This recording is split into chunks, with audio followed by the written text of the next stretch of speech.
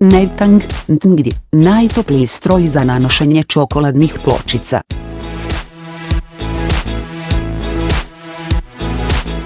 Čips od čokolade proizvodite u malim kapima.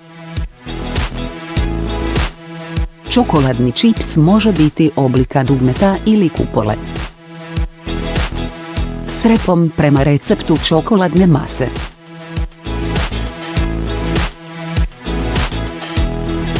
Težina čipsa od čokolade u rasponu od 0,025 do 5 grama.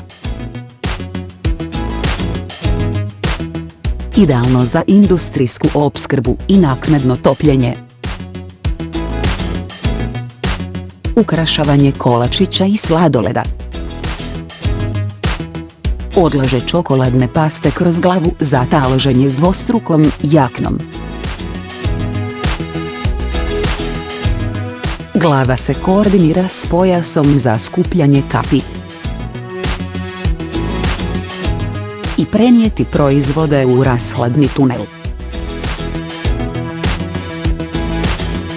Za hlađenje i automatsko prolijevanje. Stroj se razlikuje u širini remena.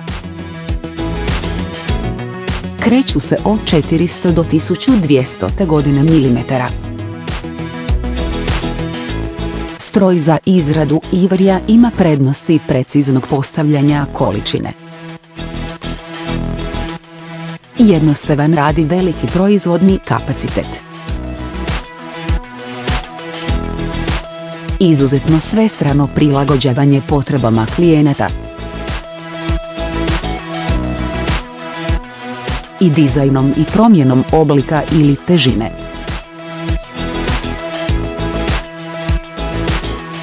Možemo vam pomoći na vaše zadovoljstvo.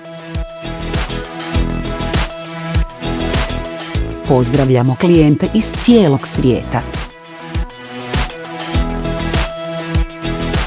Slobodno nas kontaktirajte.